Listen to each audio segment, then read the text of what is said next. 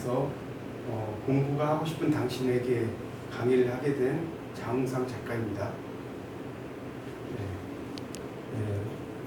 여기서 4주 동안 이 공부가 하고 싶은 당신에게 라는 주제를 가지고 여러분과 함께 수업을 하게 돼서 기쁘게 생각합니다. 자, 그러면 저에 대한 소개를 먼저 시작을 하겠습니다. 저는 지금 올해까지 해서 한 10개 정도 학위를 받았고요. 그 다음에 올해 이제 공부하고 싶은 당신에게는 책을 썼는데,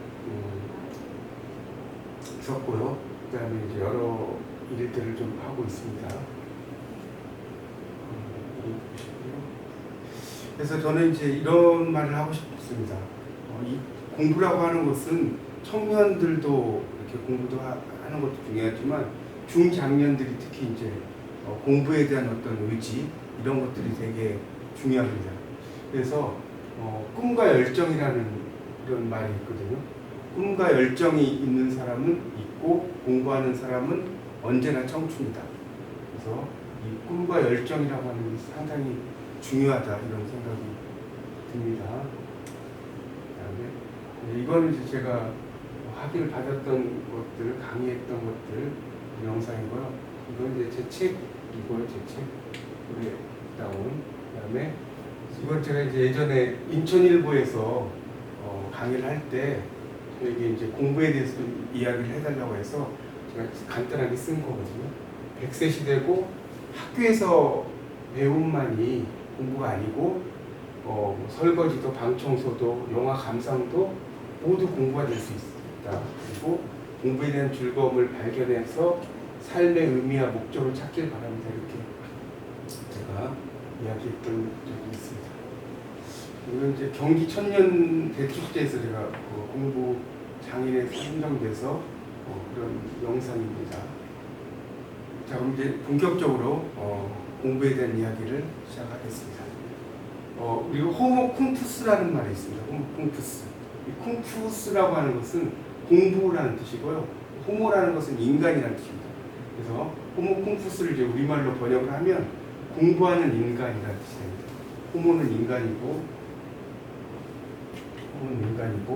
그다음에 쿵푸스는 공부니까 공부하는 인간이라는 뜻이 되겠죠. 그래서 인생의 가장 즐거운 중독은 공부다라고 이제 제가 이야기를 할 수 있고요. 그 다음에 공부에 늦은 때는 없다. 이런 말이 있고, 영어에서도 이제 이런 표현이 있거든요.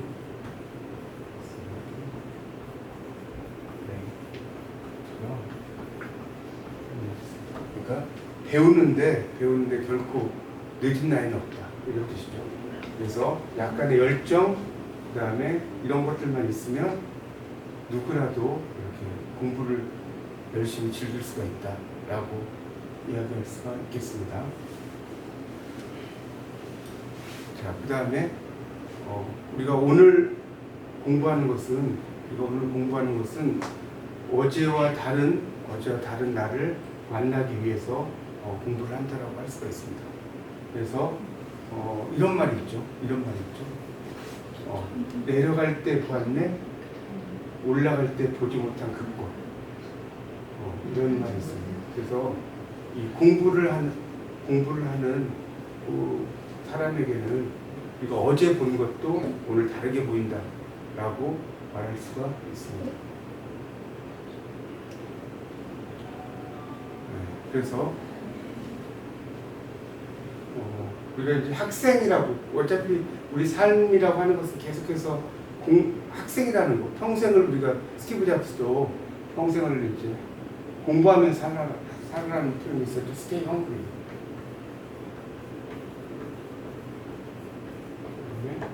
Stay foolish. 이런 말을 했거든요. 그러니까 평생 계속해서 목이 마른 배가 고픈 것처럼 이렇게 생각을 하고, 그 다음에 foolish. 끊임없이 뭔가를 배우려고 노력한다는 거죠. foolish라고 하는 것은. 그런 의미로 이제 스티브 잡스가 이런 이야기를 했는데, 그래서 우리가 이제 공부를 한다고 하는 것은 이렇게 나이를 먹을수록 상당히 즐거운 어떤 추억이라든지 도전이라든지 이런 것을 가질 수 있다라고 볼 수가 있겠습니다. 그래서 이제 제가 박사학위 이제 논문을 받을 때, 박사학위 논문을 쓸 때, 그 아침에 이제 새벽반에 강의를 하러 갔는데, 논문을 쓰다 보니까 구두를 제가 이제 짭짭이로 신고 갔어요. 왼쪽은 갈색 구두를 신고, 오른쪽은 검은색 구두를 신고 이렇게 갔습니다. 그러니까 그거는 이제 뭔가에 몰입하고 빠져있는 그런 것을 이제 이야기하고요. 그래서 영어에서도 이제 이런 표현이 있거든요. I into 이렇게 하면 나는 뭐뭐에 빠져있다. 뭐뭐에 빠져있다. 이런 뜻이 있습니다. 뭔가에 빠져드는 거, 이게 이제 into라는 표현이 있거든요. 그래서 여러분들 이렇게 뭔가에 몰입이 되고 이런 것들이 상당히 중요하다는 생각이 듭니다. 그래서 영어에서도 이제 이 플로우라는 단어가 있는데, 이 플로우라는 단어는 흐르다라는 뜻도 있고요. 이게 명사로 쓰이면 몰입이라는 뜻도 있습니다. 몰입. 뭔가에 빠져드는. 그래서 이 빠져든다는 것이 이제 중요하다는 말씀이고요. 자, 그래서 이제 우리가 공부를 한다는 것은 어떤 변화와 혼돈, 이런 세상에서 이 선택, 그러니까 변화의 시대에서 그 변화의 시대를 따라잡기 위해서는 끊임없이 공부를 해야 됩니다. 공부라는 것은 계속해서 학문이라는 것은 발전해 가기 때문에 그 발전하는 것을 따라잡으려면 계속해서 공부를 해야 된다고 할 수가 있겠습니다. 그래서 세월과 세상은 계속해서 달아나는데 나만 멈추면 안 되겠죠. 그래서 그런 빨리 흘러가는 세상과 템포를 같이 하기 위해서는 공부를 해야 된다라고 생각이 듭니다. 그래서 이제 공부라고 하는 것은 나의 관심에 따라서 여러분이 하시면 됩니다. 꼭 한 분야만 있는 게 아니고 자신의 관심 분야에 따라서. 그래서 내가 만약에 고전을 좋아하면 고전을 공부해도 되고요. 그 다음에 뭐 영어를 좋아하면 영어를 공부할 수도 있고요. 그 다음에 난 중국어를 좋아한다 하면 중국어를 공부할 수도 있습니다. 그래서 이 공부는 내가 좋아하는 이런 것을 먼저 공부하시고 점점점 자신의 영역을 우리가 쌓아가는 거. 우리가 이제 땅 따먹기라고 하는 게 있죠. 그래서 점점 자신의 영역을 이렇게 쌓아나가는, 이게 이제 어떻게 보면 공부라고 볼 수가 있겠습니다. 공부의 과정을 이제 책에도 이제 썼지만 땅 따먹기의 과정으로 이렇게 이야기를 쓴 적이 있습니다. 그리고 이제 결국 공부라고 하는 것은 물론 학위 취득 이런 것도 상당히 중요하지만 더 중요한 것은 자율성이라고 생각합니다. 자율성, 본인의 선택에 의한 자율성. 그래서 정말 그 공부라고 하는 것을 통해서 행복을 영위하는 방편, 이런 것들이 정말 중요한 공부의 목표이자 행복이다라고 볼 수 있겠습니다. 그래서 해피 스터디라고 표시가 되어 있죠. 이 책은 이제 제가 올해 1월 1일 날 출간한 공부를 하고 싶은 당신에게라는 책이고요. 네, 이제 본격적으로 좀 공부에 대한 이야기를 좀 하도록 하겠습니다. 그래서 이제 우리가 공부를 하는 이유는 크게 세 가지가 있습니다. 세 가지. 그래서 첫 번째는 우리가 알지 못하는 사실을 알기 위해서. 그래서 이제 제가 이 책의 제 1장에도 몰라서 공부합니다라고 시작을 하고 있습니다. 그래서 알지 못하는 사실을 알기 위해서 공부를 하고요. 그 다음에 두 번째는 잘못 알고 있는 사실을 제대로 알기 위해서 공부하기도 하고요. 그 다음에 세 번째는 알고 있지만 그 알고 있는 사실들을 다시 정리하기 위해서 공부한다고 할 수가 있습니다. 그래서 이제 우리가 공부를 통해서 내가 몰랐던 지식들을 새롭게 알아가는 기쁨, 그게 이제 상당히 중요한 공부의 기쁨이라고 볼 수가 있겠습니다. 그리고 잘못 알고 있는 사실을 제대로 안다는 것, 이런 것들이 이제 상당히 중요하죠. 우리가 담양에 가면 소세원이라고 하는 곳이 있는데, 소세원.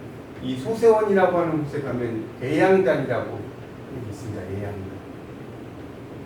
애양단이 있는데, 이 애양단이라고 할 때 이제 애자는 보통 여러분이 사랑할 애자로 많이 알고 계시고요. 양이라고 하는 것은 변양자로 많이 알고 계세요. 그래서 이게 볕을 사랑한다 이런 의미로도 알고 있었는데 조금 공부를 하다 보니까 이건 볕을 사랑한다라기보다는 이 애자는 애석해 한다. 애석해 한다. 이런 뜻을 가지고 있고요. 그 다음에 양이라는 것은 볕이라는 뜻이라기보다는 세월이라는 뜻을 가지고 있어요. 그러니까 세월이 흘러가는 것을 애석해 한다. 이런 의미를 가지고 있어요. 그래서 우리 그 풍수지탄 이런 말 있죠. 풍수지탄. 바람 맞은 나무의 한탄이다. 이런 말도 있고 또 이런 말이 있죠. 수욕정이 풍부지. 나무가 고요하고자 하나 바람이 그치지 않고 자욕양이 친구돼. 자식 부모님을 공양하고자 하나 부모님이 살아계시지 않는다. 이런 말이 있습니다. 그래서 이 애양단이라고 하는 것은 부모님이 좀 더 오래 사시기를 바란다는 그런 의미거든요. 그래서 결국은 세월이 부모님이 계속해서 연세를 들어가시는 그런 것들에 대해서 상당히 안타까워한다는 그런 의미로 쓰이는 것이 바로 애양단이라고 볼 수가 있습니다. 그리고 또 우리가 아리랑 그 노래에서도 보면 이런 게 있죠. 우리가 많이 쓰는 게 문경세제라는 게 있어요. 문경세제는 웬곡인, 문경세제는 웬곡인 이런 노래가 있는데 이 문경세제라고 하는 것도 이제 원래는 문 앞에 있는 세 개의 제다라는 의미인데 이게 이제 발음이 점점점 변화가 돼서 문경세제 이런 의미로 의미가 바뀝니다. 그래서 이제 그런 것들을 또 알아가는 그런 것도 또 공부의 재미라고 볼 수가 있습니다. 공부의 재미라고 볼 수 있겠고요. 그 다음에 이제 우리가 분식회계, 경제학에서 분식회계 이런 게 있는데 회사가 이제 자기의 어떤 모습 이런 것들을 좀 더 멋지게 부풀린다는 의미거든요. 그래서 이 분식회계의 분자는 나눌 분자로 알고 계시는 분들이 상당히 많은데 나눌 분자가 아니라 이게 이제 화장을 한다는 의미거든요. 쌀 밑자에 나눌 분자가 들어가서 그런 의미로 이제 쓰이는 것이 이 분입니다. 분식회계. 회사를 좀 더 멋있게 포장한다는 의미로 쓰이는 게 바로 분식회계다라고 볼 수가 있습니다. 뭐 하나 더 이야기하자면 우리가 이제 하여와 여하가 있어요. 여하가 있는데 하여와 여하가 어떠냐라는 의미지만 하여라고 하는 것은 나의 생각이 어느 정도 정해진 상태에서 상대방의 의견을 물어보는 것이고요. 이 여하는 내 의견이 정해지지 않고 그냥 상대방의 의견을 물어보는 겁니다. 그러니까 이 여하라는 것은 영어로 말하면 What's your opinion? 이런 의미로 쓸 수 있겠죠. 너의 의견이 뭐냐? 이런 의미로 쓸 수 있겠죠. 근데 하여라고 하는 것은 내 의견이 정해진 상태에서 상대방의 의견을 물어보는 겁니다. 그러니까 이방원의 하여가 같은 경우이죠. 이방원의 하여가 이런들 어떠하리, 저런들 어떠하리, 뭐 만수산 드렁치기 얽혀진들 어떠하리. 이거는 이제 정몽주에게 자신에게 충성할 것을 이제 미리 다짐을 해놓고 물어보는 거죠. 그런 것들로 이제 이해하시면 될 것 같습니다. 그래서 이렇게 우리가 공부를 한다는 것은 세 가지의 중요한 의미가 있다는 것을 좀 알아두시면 좋겠습니다. 네. 그래서 이제 제가 분식회계, 그 다음에 여하와 하여, 그 다음에 담양소세원 애양단, 그 다음에 그런 진도아리랑, 그 다음에 이제 말 타면 경마 잡히고 싶다. 이런 것도 이제 원래는 경마가 아니라 견마라는 의미였거든요. 그러니까 말을 끈다는 뜻이에요. 견마. 끌견자. 그래서 끌견자의 견마였는데 이게 이제 나중에 경마라는 의미로 바뀌어버리고요. 그 다음에 저 밑에는 제가 패배, 변셋이 이렇게 썼는데 이거는 이 패 다음에 이 북이 나오면 원래는 이게 북녘국자인데 패라는 글자 다음에 나올 때는 배라고 읽습니다.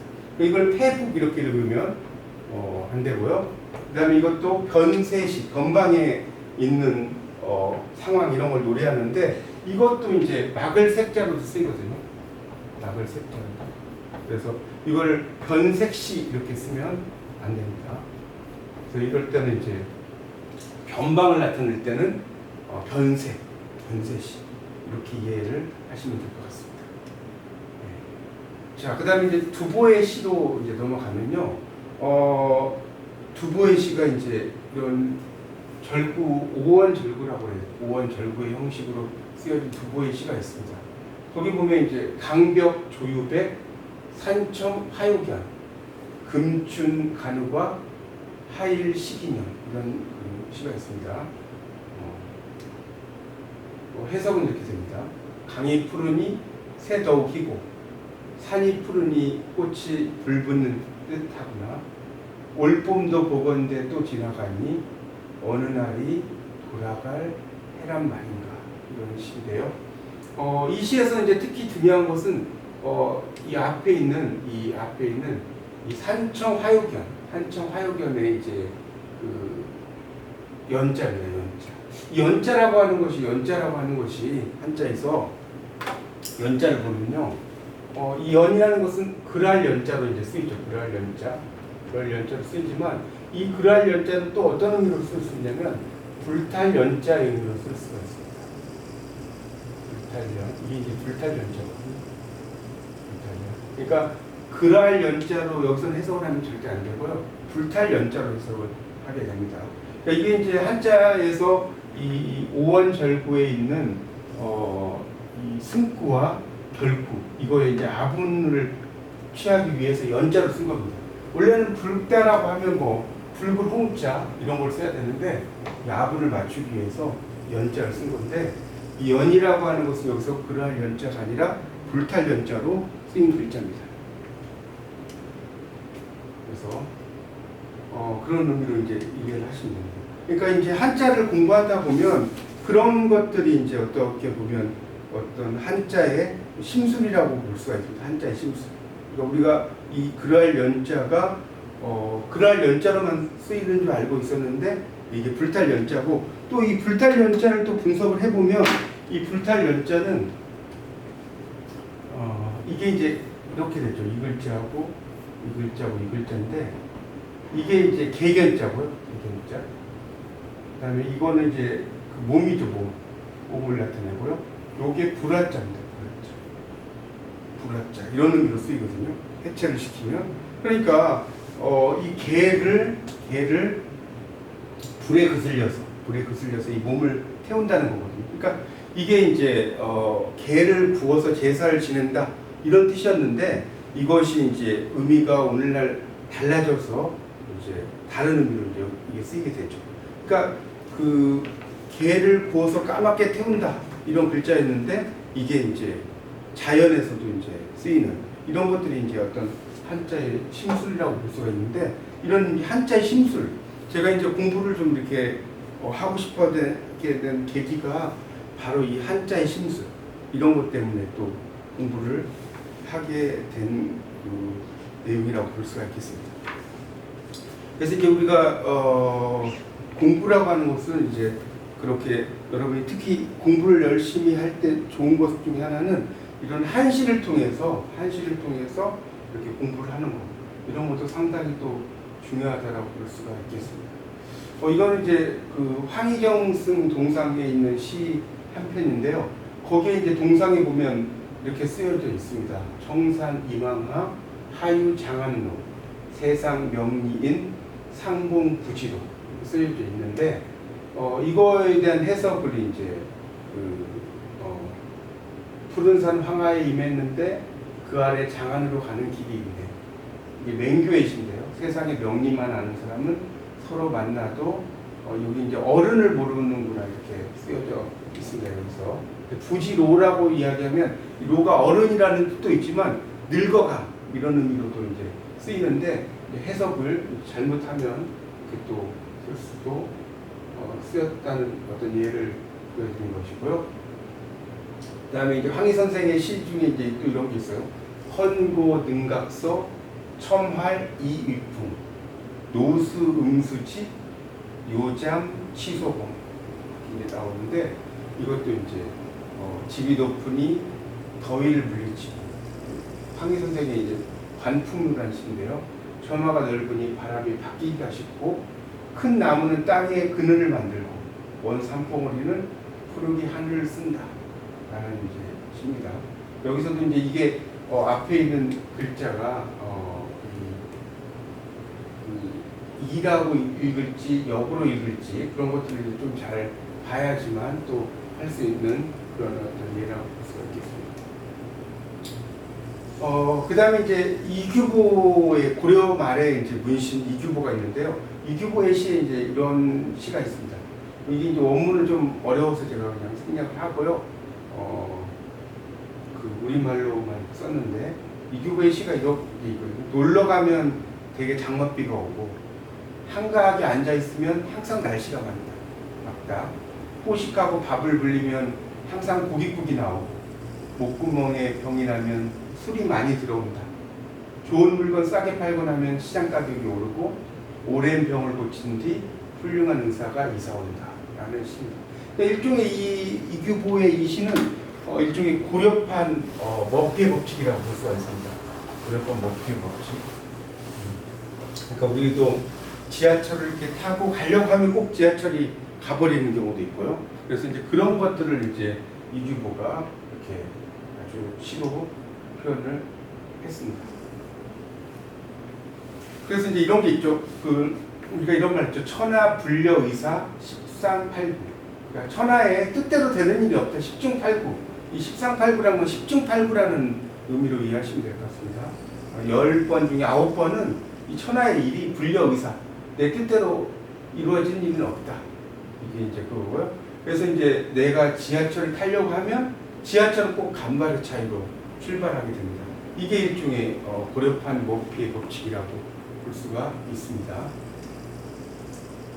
그 다음에 이제 우리가 공부를 이렇게 하게 되다 보면 참을 수 없는 교정 본능이 생겨요. 이제 저희 동네에도 보면 김치찌개 이렇게 이제 써졌을 때 이 간판에 보면 김치찌개라고 이렇게 써져 있는 간판을 볼 수 있습니다. 그러니까 원래는 찌개죠, 찌개인데 이걸 이제 잘못 쓴 거죠. 그 다음에 상선약수 이러면 가장 좋은 것은 물과 같다 이런 뜻이거든요. 노자 도덕경에 나오는 말이거든요. 가장 좋은 것은 물과 같다. 그래서 이 약자가 같을 약자거든요. 같을 약자. 가장 좋은 건 물과 같다는데 이걸 이제 잘못 아시는 분들은 가장 좋은 것은 약수물이다. 약수니까 이렇게 생각을 하시면 안 됩니다. 그 다음에 이제 레쪼라고 하는 자동차 중에 레쪼라는 자동차가 있는데 이 레쪼라고 하는 것은 이탈리아어로 이게 산들바람이라는 뜻입니다. 산들바람이고 영어로 말하면 브리즈가 돼요. 브리즈. 이 브리즈라는 게 산들바람 미풍이라는 뜻이거든요. 미풍이라는 뜻인데 제가 이제 아는 분이 예전에 자동차를 중고차를 좀 산다고 하셔서 따라가 봤는데 그 중고차 딜러 분이 이런 말씀을 하시는 거예요. 레쪼를 보고 말 그대로 레저용입니다. 이렇게 이야기를 하시더라고요. 근데 이 레쪼와 레저는 완전히 다른 거죠. 이 레저는 영어로 이렇게 씁니다. 레저는 여가라는 뜻이에요. 여가. 우리 레저 스포츠 이런 걸 쓰죠. 그래서 이 레쪼와 레저는 완전히 레저는 다른데 말 그대로 레저용입니다. 이런 이야기를 들은 적이 있습니다. 그 다음에 이제 이 돈가스 같은 경우도 원래 이제 영어로는 폴크 커틀릿이거든요. 폴크 커틀릿. 그래서 폴크는 돼지고기고요. 커틀릿이라는 건 자른다는 뜻인데 이 LET라고 하는 것은 지소형 어미라고 했어요. 아주 작은 걸 가리키는 거죠. 지소라는 것은 작은 것을 가리킨다는 거거든요. 그러니까 돼지를 아주 잘게 자른다는 의미인데 이게 이제 돈가스라는 표현으로 한국에서 뭐 식당이라든지 이런 데서 상당히 많이 쓰죠. 남산 돈가스 뭐 이렇게 많이 쓰는 표현인데 상당히 좀 뭐랄까요 영어 한자가 절묘하게 만난 거죠. 오버이트라는 것도 그렇습니다. 오버이트도 원래는 이제 오버이트는 지나치게 먹다는 뜻이에요. 지나치게 먹다. 20먹다니까. 지나치게 먹는 것은 뭐예요? 과식한다는 뜻이거든요. 과식한다. 근데 이게 한국에서는 이 오버이트가 어떤 의미로 쓰입니까? 토한다는 의미로 쓰입니다. 그러니까 영어로는 워밋이라든가 스로업이라고 해요. 스로 위로 던진다 이런 의미로 쓰이는데 이런 의미로 쓰이는데 이제 이게 한국에서 또 영어가 객지에 나와서 상당히 고생하는 그런 예라고 볼 수 있겠습니다. 그래서 이제 우리가 공부를 한다는 것은 이렇게 몰라서 공부를 하는 겁니다. 그래서 한자의 심수를 아까 제가 좀 시작할 때 이야기를 했죠. 그래서 이 글자는 이 개견자와 그 다음에 이 개의 몸을 나타내는 달 월자지만 육달월이라고 해서 이제 몸을 나타내기도 해요. 그다음에 불화자 이런 것이 합해져서 글자가 만들어졌다는 겁니다.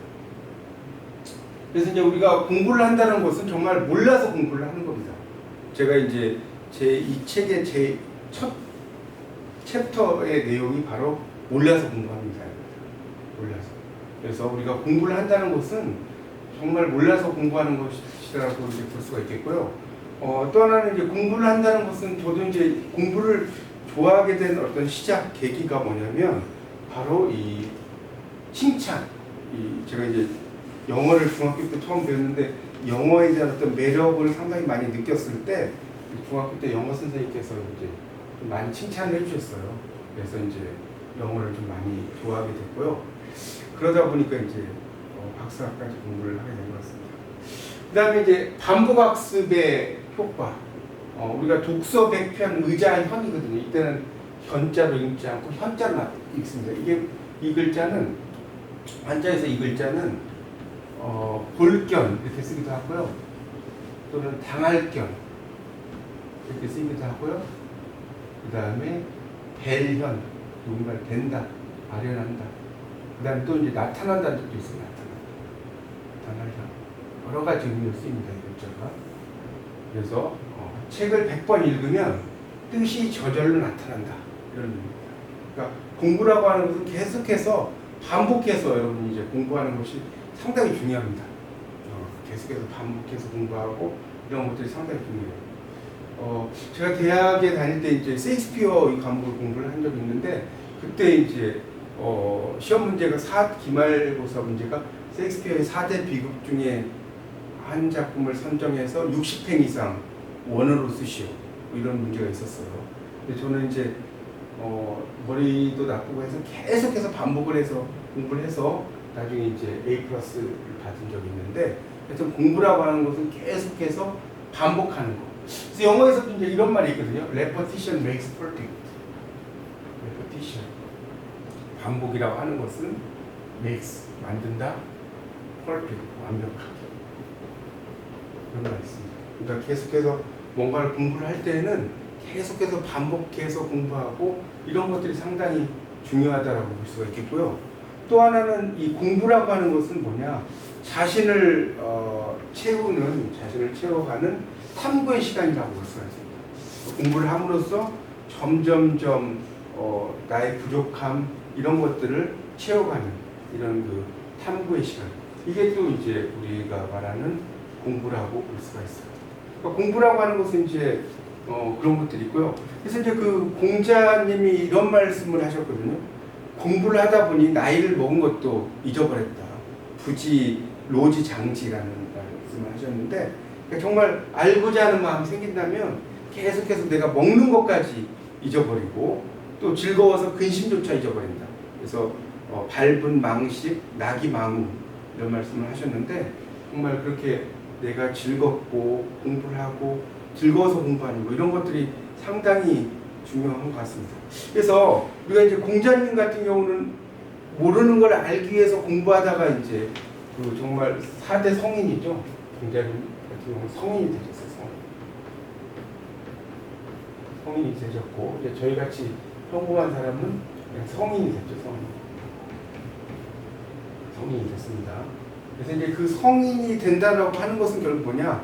나이를 먹는 것도 중요하지만 뭔가를 이루고 잘한다 이렇게 볼 수가 있겠죠. 그러니까 결국은 우리가 나이를 먹어서 이렇게 공부를 한다는 것은 성장을 한다는 겁니다. 성장을 한다.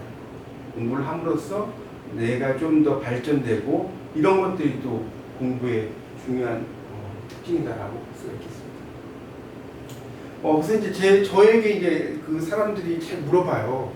박사님 IQ가 150 넘으시죠? 이렇게 많이 물어보시더라고요. 근데 저는 정말 IQ가 이 책에도 썼지만 2자리고 이 IQ라고 하는 것은 원래 이제 뭐냐면 Intelligence Quotient. Intelligence라는 것은 지능이라는 뜻이고요. Quotient라고 하는 것은 몫이라는 뜻입니다. 몫. 그러니까 지능의 몫이라는 뜻이죠. 그래서 지능지수가 되는 거죠. IQ가. Intelligence Quotient. 그래서 공부에 이 두 가지 중요한 요소가 있는데요. 그게 첫 번째는 뭐냐면 뚝심입니다. 뚝심. 그래서 영어로는 이제 인듀어런스라고 하는데요. 인내하고 계속해서 뭔가를 파고 들어가는 것이고요. 그다음에 두 번째는 호기심입니다. 새롭고 신기한 것을 접하고 탐구하는 취미. 이게 이제 호기심인데 영어로는 curiosity라고 해요. curiosity라고 이야기합니다.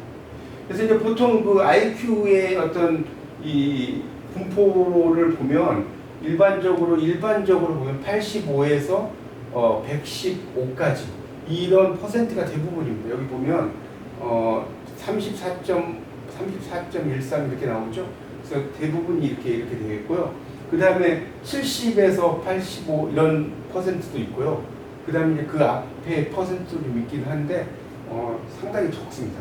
그러니까 일반적으로 우리가 IQ가 130이 넘는다 이렇게 이야기를 하는 경우가 있는데 그런 경우는 정말 3% 정도 밖에 되지 않습니다. 이 분포를 보면. 그러니까 IQ도 물론 IQ도 중요하지만 공부는 이렇게 욕심과 호기심이 상당히 중요하다라고 이야기할 수가 있겠습니다. 자, 그 다음에 이제 어제 본 꽃이 오늘은 다르게 보인다. 이것도 이제 제 책의 챕터에서 제가 쓴 이야기인데요. 이게 이제 왕지환이라고 하는 그 시인의 어떤 시의 내용이거든요. 왕지환이라는 시의 내용인데 거기에 보면 세 번째 거와 네 번째 거 이런 구절이 있습니다. 욕궁천리목 갱상일층이라고 하는 구절이 있는데요. 결국 천리 바깥을 보려고 누각 한 층을 다시 오른다라는 의미인데 결국 누각 한 층을 다시 올라간다는 것은 계속해서 자기를 발전시키려고 노력한다는 뜻입니다. 한 층 한 층을 올라간다는 그런 의미보다는 계속해서 자신을 발전시키려고 노력을 한다. 이게 이제 바로 갱상일층이라고 하는 그런 구절인데 그래서 결국은 뭐냐면 사랑하면 알게 되고 알게 되면 보이게 된다. 이런 그 구절이 있습니다. 그래서 그 조선시대에 아주 문장가이고 그림의 일가견이 있었던 유한준이라고 하는 분이 있어요. 유한준이라는 분이 이런 말 했거든요. 그러니까 뭔가를 알면 사랑을 하게 되는 것이고 또 뭔가를 사랑을 하면 참으로 보게 되는 것이고 또 보게 된다면 모으게 되고 뭐 이런 의미로 이제 이야기를 하는데 그래서 이제 결국은 이걸 좀 간단히 정리하자면 사랑하면 알게 되고 알게 되면 보이게 된다. 이런 이야기로 볼 수가 있겠고요. 그래서 결국은 뭔가를 우리가 안다면 약초가 되는 것이고요. 모른다면 잡초가 된다라고 볼 수가 있습니다. 그러니까 공부라고 하는 것은 내가 알면 알수록 점점 나의 영역이 넓어진다라고 볼 수가 있겠습니다. 그 다음에 이제 공부는 나눌수록 커진다라고 이제 이것도 제 책에다가 제가 좀 정리를 좀 한 내용인데 그러니까 공부라는 것은 결국 뭐냐면 나누는 즐거움이다 라고 볼 수가 있습니다. 우리가 지식을 나누는 것도 상당히 공부의 즐거움이죠. 지식을 계속해서 그러니까 나눈다고 해서 그 지식이 없어지는 게 아닙니다. 우리가 우물에 있는 물을 계속해서 퍼낸다고 해서 그 우물이 없어지는 게 아니죠. 그래서 이 지식이라고 하는 것은 계속해서 이렇게 나눈다는 거 이게 참 중요한 것 같고요. 그래서 이제 그런 것들을 제가 이제 강의를 통해서 많이 얻게 됐다라는 것을 이야기를 하고 있고요. 설명을 드렸고요. 그 다음에 신봉사라고 하는 것은 이제 마음으로 하는 봉사라는 뜻입니다. 신봉사. 제가 이제 예전에 대학에서 이제 강의를 하러 가는데 이런 간판이 있더라고요. 신봉사라는 표가 있었어요. 그래서 이게 신봉사가 심청 아버지 신봉사가라고 생각하고 봤더니 이 심자가 마음 심자가 써져 있는 거예요. 그러니까 신봉사라는 것은 뭐냐면 봉사를 하는데 어떻게 봉사를 하느냐? 내 마음을 통해서 봉사한다는 것이죠. 내 마음을 통해서. 이게 신봉사거든요. 그래서 거기에 이제 이런 구절이 써져 있었습니다. 키 필요 없습니다. 몸매 필요 없습니다. 봉사하겠다는 마음만 가지고 오세요. 봉사를 한다는 것은 정말 마음이 정말 중요하다. 이런 말이라고 볼 수 있겠죠. 그런 의미로 참 제가 이 구절을 보면서 감동을 받은 적이 있는데 정말 봉사라고 하는 것은 가장 중요한 것은 마음이라고 생각이 됩니다. 그 다음에 이제 이 유의의 끝은 공부다라고 하는 것도 이제 제 책에 설명한 내용입니다. 그래서 결국은 이 공부라고 하는 것은 뭐냐면 나이가 상관없는 인생 최고의 유의다라고 볼 수가 있습니다. 그래서 아까도 제가 설명을 드렸지만 I mean to study 하면 나는 공부에 빠졌다 이런 뜻이고요. 만약 I mean to music 하면 나는 음악에 빠졌다 이런 뜻이고요. 이런 식으로 쓸 수 있습니다. into라고 하는 것은 뭐뭐에 빠져 있다는 뜻이에요. 뭐뭐에 빠져 있다. 우리가 영어에서도 이제 보면 in과 into가 있습니다. in과 into. in과 into의 차이가 뭐냐면 그래서 이렇게 네모 안에 이렇게 있으면 in이에요. 안에 있으면. 근데 into라고 하는 것은 안으로 들어가는 개념이라고 볼 수 있어요. 그러니까 in은 안에라는 뜻이고요. into는 안으로라는 뜻이에요. 안으로. 여기가 좀 다르죠. 그래서 in과 into의 어떤 차이점도 알아주시면 좋겠습니다. 그러니까 I'm into라고 하면 난 뭐뭐에 빠져 있다 이렇게 이해하시면 될 것 같습니다. 이게 상당히 중요한 이야기고요.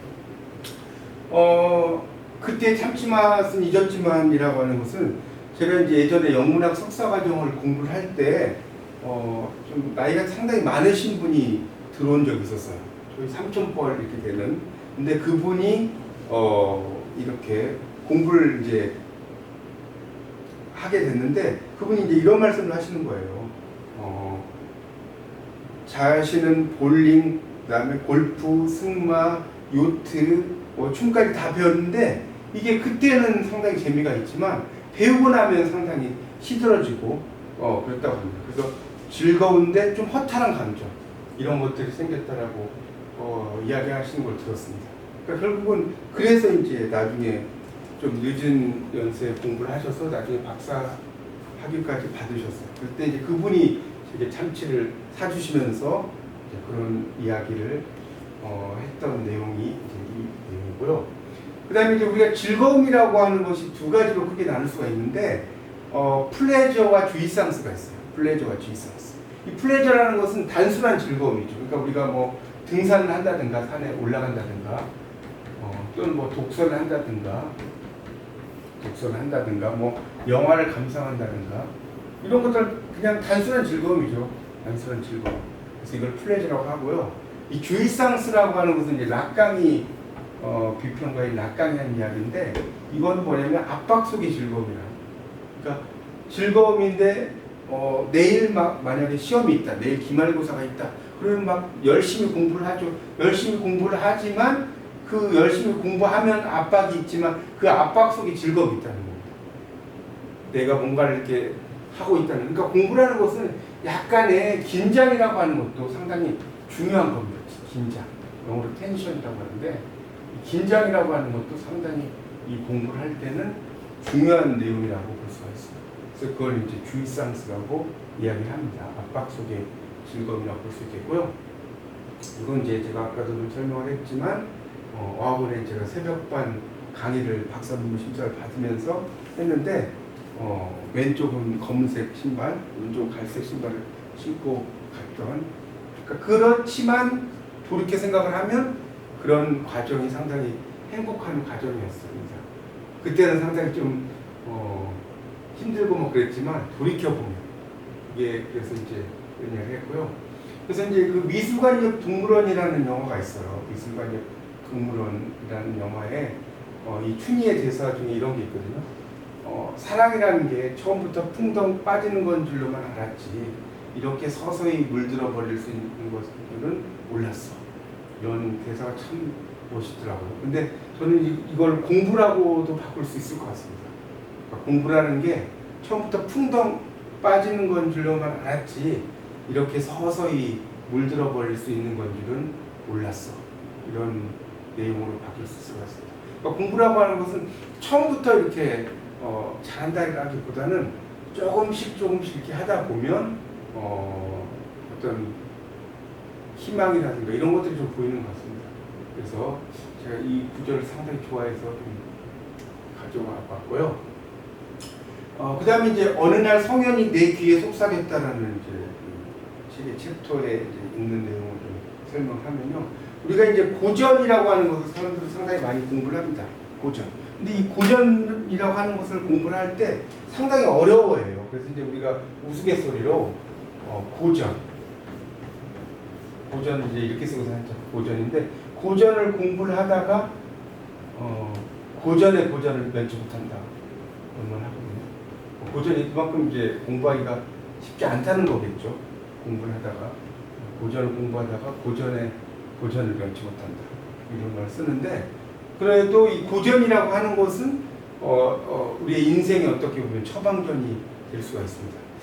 제가 이제 대학교 1학년 때 이 노자 도덕경을 이제 본 적이 있습니다. 노자 도덕경을 본 적이 있었는데 제일 첫 시작이 이렇게 시작이 되더라고요. 도가도 비상도 명가명 비상명. 우리말로 번역을 하면 도를 도라고 말하는 것은 영원한 도가 아니요. 이름을 이름이라고 말하는 것은 영원한 이름이 아니다. 이런 구절입니다. 그래서 저는 그때는 이게 도대체 무슨 말인지 이해를 못했습니다. 이해를 못했는데 조금씩 이제 노자에 대해서 공부를 하다 보니까 이런 이야기라고 생각이 됐어요. 그러니까 우리가 도라고 하는 것은 정말 범위가 넓은데 도라고 하는 것은 이 도라고 하는 큰 범위를 도라는 한 글자로 이야기할 수가 없다는 거죠. 도라고 하는 게 너무나 넓은데 또 이름을 이름이라고 하는 것은 영원한 이름이 아니다는 것은 내가 누군가를 정말로 사랑을 해요. 누군가를 정말 사랑해요. 누군가를 정말로 사랑을 한다고 하면 그 사랑한다는 것을 말로 표현을 할 수가 없다는 거죠.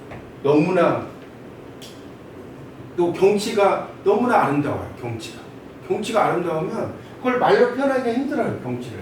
물론 이제 영어에서도 보면 경치가 너무나 아름답다라고 이야기하면 is beyond description 쓰거든요. beyond description.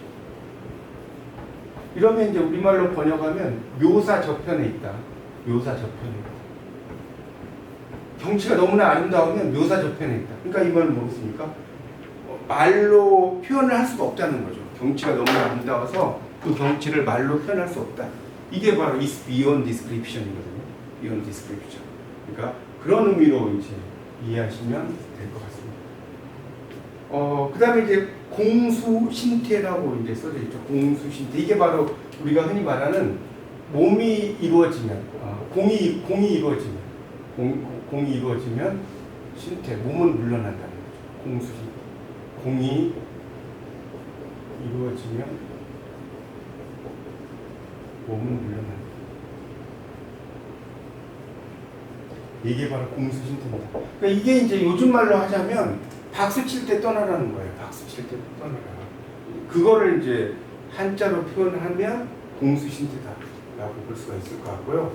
그 다음에 공부라고 하는 것은 변화죠. 변화. 공부를 통해서 점점 나를 변화시킬 수가 있다는 거죠. 그러니까 우리가 영어에서도 이 change라는 단어가 있죠. change, C-H-A-N-G죠. change가 있는데 이 change에서 G를 빼버리면 어떻게 되냐면 G를 C로 바꿔버리면 chance가 됩니다. chance. 그러니까 결국 이 변화라고 하는 단어에서 G란 한 글자만 바꾸면 뭐가 됩니까? 기회가 돼요. 그러니까 이 변화를 통해서 나를 발전시키고 성장할 수 있는 기회가 되는 것이고요. 또 공부는 뭐냐면 위기제약이에요. 자신을 위해서 공부하는 겁니다. 그러니까 공부라고 하는 것은 위기제약이 있고 위인제약이 있어요. 위기제약과 이인제약이 있거든요.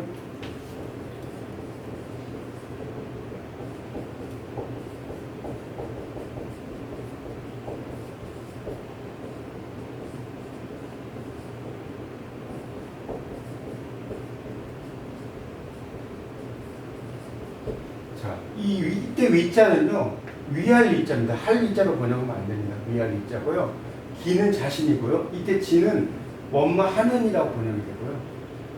학이라는 것은 학문입니다. 그러니까 위기제약은 뭐겠습니까? 자신을 위한 학문이라는 뜻이고요. 위인제약은 이때 이는 타인이에요. 타인. 그래서 타인을 위한 학문입니다. 그러니까 남에게 보여주기 위해서 공부하는 것은 위인제약이고 나 스스로를 발전시키기 위해서 공부하는 것은 위기제약이다. 이렇게 볼 수가 있을 것 같습니다. 공부라고 하는 것은 남에게 보여준다라기보다는 나를 발전시키기 위해서 공부하는 것이다. 이렇게 볼 수가 있겠습니다. 그 다음에 이제 우리가 영어에서 이제 많이 쓰는 표현들 중에 이제 understand라는 게 있는데, 이 understand는 이제 한자로 하면 역지사지라고 번역할 수가 있겠고요. 역지사지. 그래서 이때 지라고 하는 것은 입장이라는 뜻이고요. 역이라는 건 바꾼다는 거예요. 그러니까 역지사지라고 할 때 이때 지라는 것은 입장, 포지션을 가리키고요. 이 지라는 것은 그것이라는 뜻이에요. 그러니까 입장을 바꿔서 그것을 생각합니다. 이게 바로 역지사지. 그러니까 understand라는 것은 다른 사람보다 한 발 아래 서 있다는 거죠. 아래 서 있어요. 아래 서 있다는 뜻입니다. 그러니까 우리가 부자가 빈자를 이해를 하려면 부자가 빈자 위치가 돼서 그 사람을 이해를 해야 된다는 거죠. 이게 바로 understand라고 할 수가 있겠습니다. 이게 이제 understand고요. 이렇게 정리할 수 있습니다. 그러니까 뭔가를 이해하고요. 그 다음에 이제 사랑이라고 하는 표현에서도 보면 사랑은 눈이 아니라 마음으로 보는 것이다. 그래서 날개 달린 천사 큐피드는 장님으로 그려져 있다. 이렇게 되는 구절이 있습니다.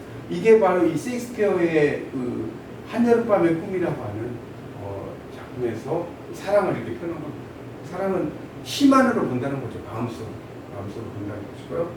그 다음에 컴패니언과 콜리그가 있는데 이 컴패니언과 콜리그는 다 동료라는 뜻이에요. 컴이라는 것은 함께라는 뜻이고 팬이라는 건 빵이라는 뜻입니다. 그러니까 함께 빵을 먹는 사이, 한솥밥을 먹는 사이라는 뜻이 되겠고요. 콜리그라고 하는 것은 코가 함께고요. 리그는 리그예요. 그러니까 함께 리그전을 뛰는 사이라는 뜻이 되겠습니다.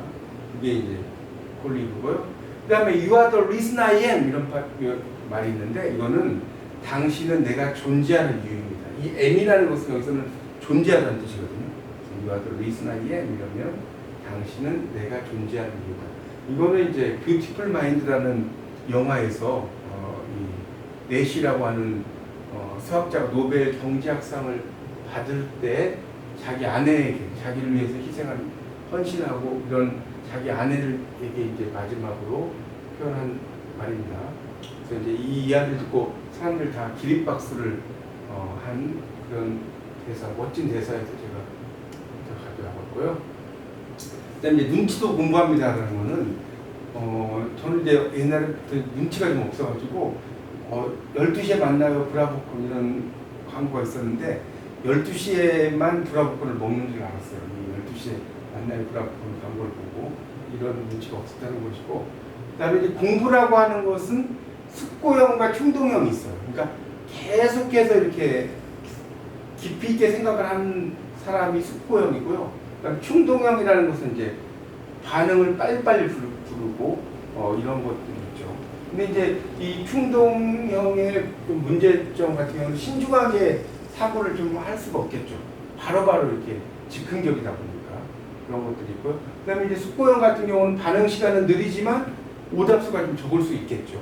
그런 것들이 이제 이 숙고형과 충동형의 차이인데 이 숙고형과 충동형을 적절하게 섞어서 이렇게 공부를 하시면 상당히 좀 도움이 되지 않을까라는 생각입니다. 이거는 이제 제가 이제 예전에 교관을 이제 불러야 되는데 여학생하고 이제 같이 교관을 불렀는데 이제 저한테 이제 카톡이 왔어요. 저하고 키가 안 맞는 것 같아요. 그래서 키가 안 맞아서 제가 이제 높은 구두 신고 오세요 이렇게 이야기했는데 나중에 이제 알고 보니까 그 키는 음정의 그런 키였는데 제가 그걸 잘못 알아듣고 키가 안 맞는 것 같아요. 이랬던 기억이고요.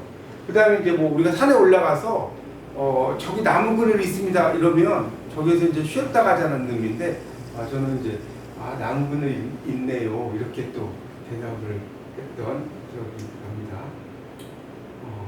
이제 이거는 이제 운전학원에 도로 주행을 할 때 제가 이제 너무나 막 도로 주행 무섭다고 하니까 이 선생님께서 그럴 줄 알고 이제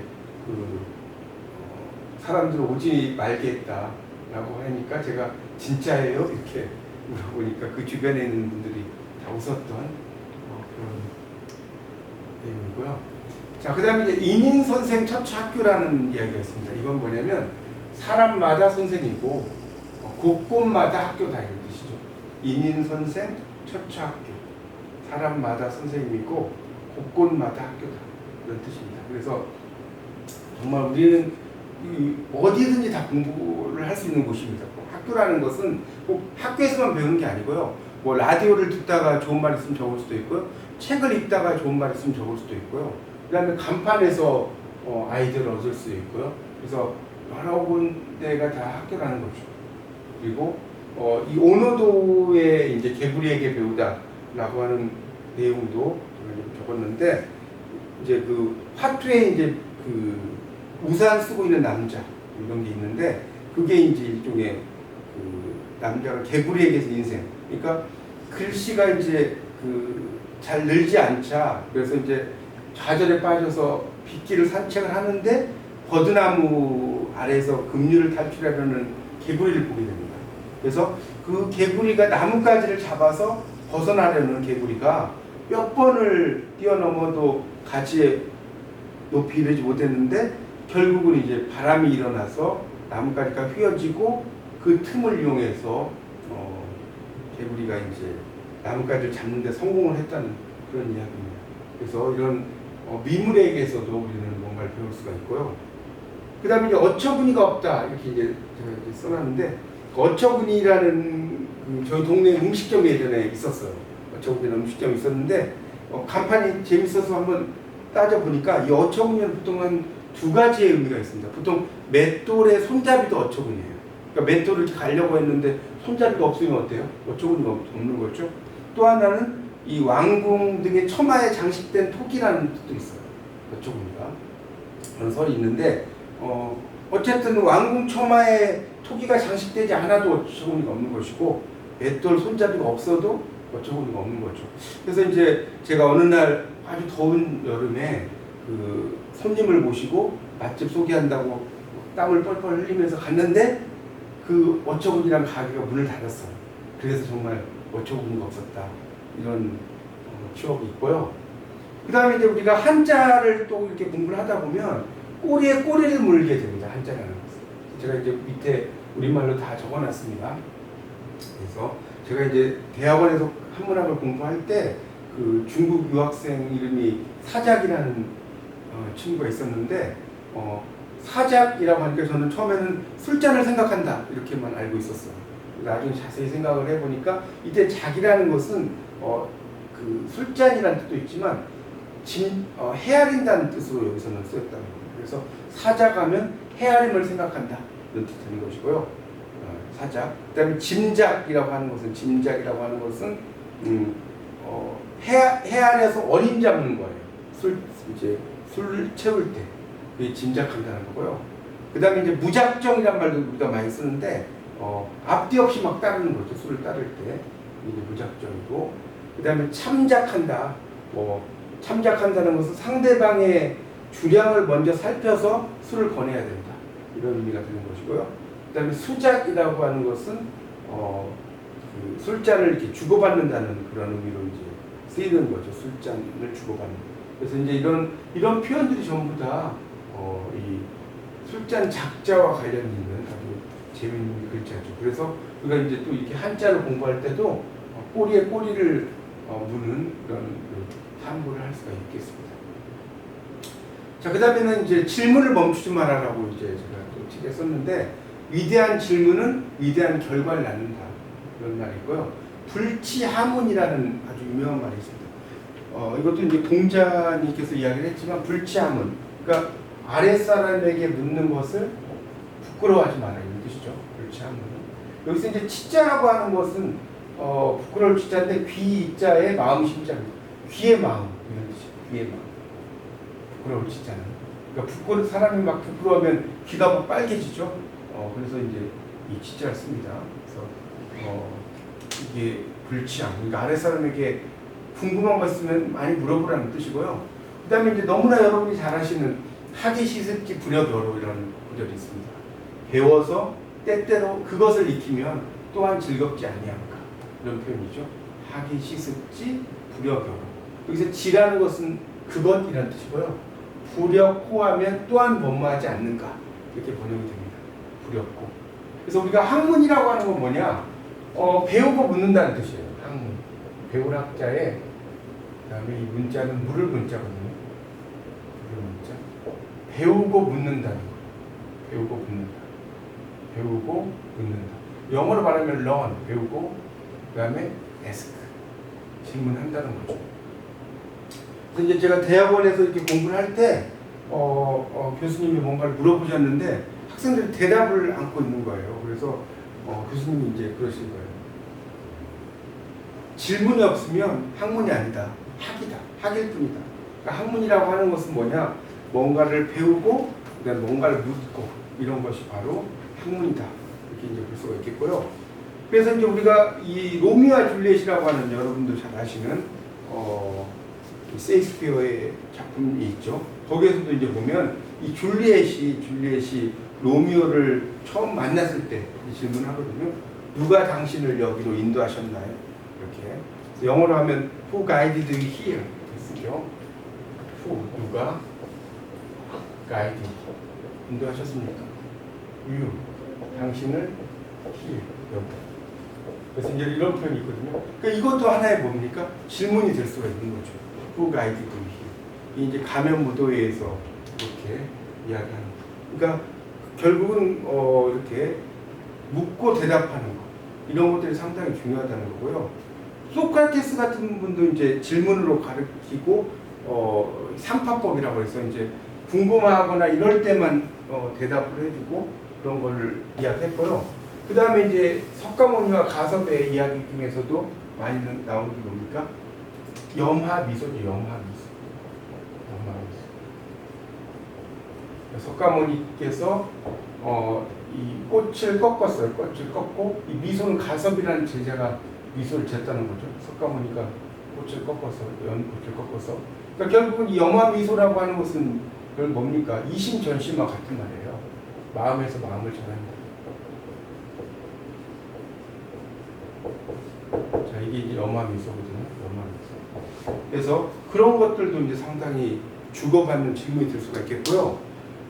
그 다음에 이제 뭐 봄날은 간다 이런 영화에서도 보면 이제 이영애가 유재태한테 이제 라면 먹고 갈래? 이렇게 이야기하는데 그것도 결국은 서로 친하게 지내지 않은 하나의 예라고 볼 수가 있겠습니다. 그래서 중요한 것은 질문을 멈추지 말아요. 질문을 한다는 것은 상당히 중요하다. 그런 이야기로 볼 수가 있겠고요. 그 다음에 이제 공부라고 하는 것은 사소한 재미로 시작한다라는 겁니다. 사소한 재미. 이게 이제 공부의 즐거움이라는 겁니다. 행복이라는 것은 추구하는 과정에 있다. 이거는 그 버틀란트 러셀이 한 말이거든요. 행복이라고 하는 것은 추구하는 과정에 있다. 그러니까 결국 과정을 중시하는 것이 러셀이라고 하는 철학자의 이야기입니다. 근데 이제 또 셰익스피어는 끝이 좋으면 다 좋다. 올스웨어, 데덴스웨어 이런 말 했죠. 끝이 좋으면 다 좋다. 그러니까 이건 약간 결과적인 의미를 또 강조하는 것이고, 이 행복은 추구하는 과정에 있다. 러셀의 이거는 과정이죠. happiness is in the process of pursuit. 이런 과정, 프로세스가 과정이라는 뜻이거든요. 과정을 중시할 거냐, 결과를 중시할 거냐 이런 이야기를 볼 수 있습니다. 저는 이제 공부를 할 때 막 다양한 거, 박사학위를 받고도 이제 한 7개 이상의 학문을 막 공부를 했는데 제 친구 한 명은 한 분야만 계속해서 공부를 한 친구가 있어요. 한 분야만. 근데 이제 어떤 게 맞냐라고 하는 것은 이야기하기가 쉽지가 않죠. 한 분야를 계속해서 깊이 있게 공부할 거냐, 그렇지 않으면 다양하게 할 거냐, 그런 이야기를 할 수가 있는데, 그래서 그 친구가 저에게 그러더라고요. 예전에 공부를 할 때 너는 박이부정이다. 박이부정. 박이부정. 이런 말을 하더라고요. 그러니까 박이부정이라는 것은 두루두루 공부하긴 한데 이렇게 바르지는 않다. 이게 박이부정이거든요. 근데 이제 공부라고 하는 것은 뭐 한쪽만 이렇게 깊이 있게 한다라기보다는 다양하게 공부하는 것, 이런 것들이 공부에 상당히 중요한 내용이라고 볼 수가 있습니다. 그렇죠? 그래서 이제 공부를 할 때는 남과 비교해서 공부를 하지 말고 또 싸우려고 하지 말고 그러면서 공부하는 것이 상당히 중요합니다. 그래서 이제 학문은 땅 따먹기와 같다라고 제가 아까 설명을 드렸죠. 공부라고 하는 것은 계속해서 나의 영역을 넓혀가는 과정이 땅 따먹기라고 볼 수가 있겠습니다. 그래서 결국은 이제 점점점 내 영역을 넓혀가는 거, 이런 것들이 상당히 중요하다는 의미로 볼 수 있겠고요. 그 다음에 공부라고 하는 것은 어떤 소수하고 작은 지식부터 시작해서 점점 키워가다 보면 나의 영역이 커져요. 영역이 확대됩니다. 그러니까 한 분야를 깊이 할 것인가, 다양한 분야를 넓게 할 것인가, 이건 정답은 없습니다. 근데 저의 관점에서는 다양한 분야를 넓게 공부하는 것이 상당히 중요하다고 생각이 듭니다. 이제 상당히 난해한 시를 쓴 작가 중에 이상이라는 작가가 있어요. 이상이라는 작가가 있는데, 이상이라는 작가의 원래 본명은 김혜경입니다. 바다의 자의 벼슬 경자인데, 아버지께서 이제 아주 넓은 바다와 같은 넓은 땅을 다스리는 관리가 되라, 그래서 김혜경이었는데, 이상이 이제 건축과를 졸업을 했어요. 대학에서 건축과를 졸업을 해서 이제 감독을 하고 있었는데, 일본 사람들이 이제 이상이 원래 김상이라고 해야 되는데 잘못 생각해서 이시도 성을 잘못 알고 이상이라고 했다는 거예요. 이상. 그러니까 거기에서 힌트를 얻어서 이상의 상자는 상자예요. 나의 시 속에 엄청난 수수께끼를 넣어놨으니까 한번 해결해봐라, 이러는 거죠. 근데 그 이상은 다시 식민지 지식인의 이상이 될 수도 있고요. 또 그 이상의 시는 상당히 어려워요. 이상의 시들이. 그래서 이제 이상이죠. 이상하다. 그래서 이제 뭐 시중에도 보면 이상한 가역 반응 이런 시도 있고요. 그래서 이 상당히 시가 이상하다. 이렇게 이 시인의 이름을 가지고 공부하는 것도 상당히 재미가 있다는 거죠. 이 사소한 어떤 재미로 시작하는 공부라고 볼 수 있겠고요. 그 다음에 이제 teaching is learning입니다. 그러니까 가르치는 것은 배우는 것이다, 이런 이야기인데, 이걸 이제 그 한자로 하면 교학상장이라고 그래요. 가르치고 배우면서 서로 성장한다. 교학상장. 이런 것이 이제 있고요. 그래서 이제 저도 그 학생들을 많이 가르치면서 많이 성장을 하는 것 같아요. 근데 제가 예전에 이제 학원에서 강의를 할 때 학생이 저에게 이런 질문을 하더라고요. 선생님, 이놀모스가 무슨 뜻이에요? 이놀모스 하면 거대한이라는 뜻이거든요. 거대한이라는 뜻인데, 이게 이제 이놀모스가 무슨 뜻이에요라고 물어봤다는 것은 제 이제 일종의 뭐랄까요, 그 학생들이 선생님의 이제 간을 보는 거예요. 실력이 있는지 없는지. 그래서 이제 제가 이 이놀모스라는 단어가 거대한이라는 단어고, 이거와 동의어를 이제 쭉 칠판에 막 이렇게 써줬어요. 휴지라든가 타이타닉, 자이겐틱 뭐 이런 식으로. 그래서 이제 한 10개 이상을 이렇게 써주니까 그 다음에는 저에게 이제 막 영어로 시험을 하지 않더라고요. 그래서 이제 이놀모스는 어떤 거대한이라는 뜻이고, 또 이제 제가 학생들에게 시험을 보고 채점을 할 때 보면 상당히 재밌었던 이야기를 몇 개를 가져왔는데, 물개를 이제 제가 이제 머리 글자를 이렇게 S자를 쓰고 써보라고 했더니, 원래는 영어로 C이 물개인데 어떤 학생이 제 수업 시간에 좀 졸았는지 스위밍 도구라고 쓴 거예요. 이거는 수영하는 개죠. 개가 수영을 한다고 해서 물개로 변하는 게 아니고, 또 신화를 원래 이제 미스가 신화인데, 신화가 미스가 신화인데, 신화를 쓰라고 했더니 M으로 이렇게 시작된 걸 쓰라고 했더니 뮤지션이라고 쓴 거예요. 뮤지션. 왜 뮤지션이냐 했더니 남성 5인조 그 가수 그룹 있죠. 그 신화라고 하는 것을 이렇게 뮤지션이라고 쓴 것이 참 재밌었고, 또 술록을 원래 영어로 레인디어라고 하는 레인디어인데 어떤 학생이 쓰라고 했더니 루돌프라고 또 썼어요. 루돌프 술록이죠. 그다음에 과체중을 쓰라고 했더니 원래 오버웨이트, 이 과체중인데 오버 킬로그램이라고 써놨어요. 그러니까 도대체 몇 킬로그램을 넘어야지 과체중인지. 그다음에 임금이라는 것을 제가 이제 썼는데, 임금이라고 하는 것을 썼는데, 그러니까 임금은 그러니까 웨이지죠. 여기 지금 W가 빠졌네. 웨이지가 이제 원래 임금인데 웨이지. 근데 이제 임금을 쓰라고 했더니 어떤 학생이 킹이라고 쓴 거예요. 킹. 그래서 왜 썼냐 했더니 임금이나 왕이나 똑같잖아요. 이렇게 이야기를 했던 적이 있습니다. 그래서 이렇게 또 채점을 하다 보면 또 학생들과 또 새로운 지식들도 알게 되고요. 이런 표현들도 이제 잘못된 번역의 예를 제가 좀 가지고 왔습니다. 그래서 when he saw me, he smiled를 번역하라고 했더니, 그가 나를 보자 미소를 지었다는데, 나를 보자 냄새를 맡았다. 이 스멜하고도 혼동한다고 he tried to kill himself는 자살하려고 노력했다라고 번역을 해야 되는데 자살하려다가 피곤해서 안 했다. 이 tried하고 tired들도 운동하기도 하고 he's a two-timer라고 하는 것은 이제 양다리다라는 뜻인데 이거를 이제 번역을 하라고 했더니 어떤 학생이 알람시계 2개를 동시에 맞춰놨다. 이렇게 번역을 하기도 하고요. 그 다음에 it rains cats and dogs 하면 고양이와 개가 싸우는 것처럼 비가 온다는 뜻이거든요. 고양이와 개가. 그러니까 고양이와 개가 싸우는 것처럼 비가 온다는 것은 비가 억수로 많이 온다는 뜻인데 또 어떤 학생이 비가 오고 있는데 밖에서 고양이와 개가 놀고 있다. 이렇게 번역을 하는 경우도 있고. 그 다음에 낙엽은